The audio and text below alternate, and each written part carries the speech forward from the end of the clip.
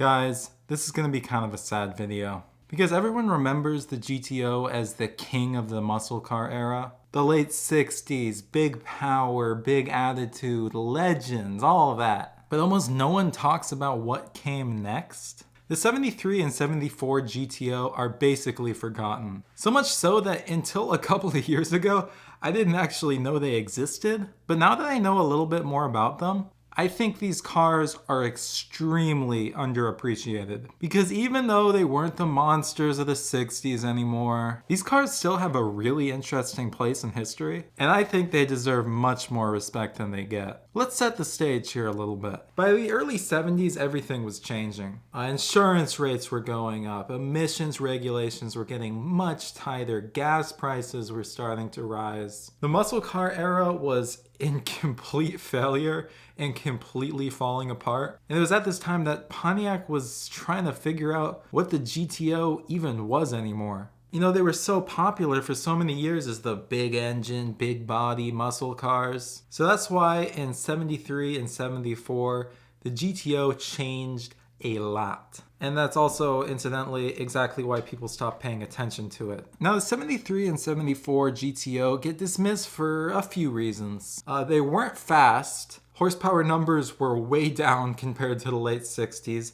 The design was different. It was kind of boxier and heavier. And for a lot of people, this meant one thing. The GTO died in about 1972. And from a pure performance standpoint, yeah, I get this argument. But I think that view completely misses what makes these cars so cool. The 73 and 74 GTO weren't trying to be the same groundbreaking cars that the 66 or a 69 GTO was trying to be. They were a response to a completely different time. Pontiac was trying to keep the spirit of the GTO alive when the entirety of the muscle car era was falling apart. And this is the part that really pisses me off, is that even in this weaker era, I think these cars still had a lot of presence. They had V8 power, they had kind of aggressive styling, and even though the GTO is basically a trim level at this point in time, they still carried one of the most important names in American performance history. Yes, they weren't the fastest anymore, but they still are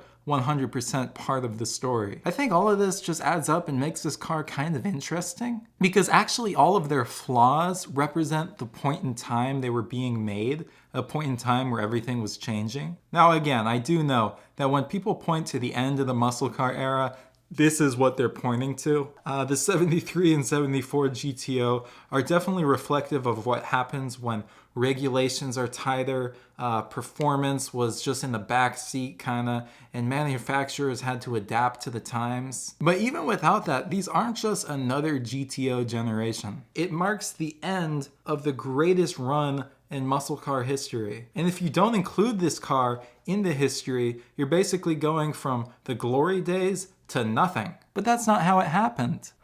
Okay, the 73 and 74 GTO might not have been the most powerful. They might not have been the most iconic, but they carried the GTO name through one of the hardest periods of time in American automotive manufacturing. And I think that's a pretty strong story. I think that's what's worth remembering about these cars. I just don't think these cars should be forgotten. I'll conclude with a little anecdote. A couple years ago, GTO Association was putting on kind of a show where they brought a bunch of GTOs together for a Good Guys show. It was this huge warehouse filled with like every GTO ever made. And there was some beautiful cars there, don't get me wrong. But my favorite car of not only the GTO section, but the entire car show was this 73 GTO that was just kind of hiding in the corner. I waited all day for this car to leave.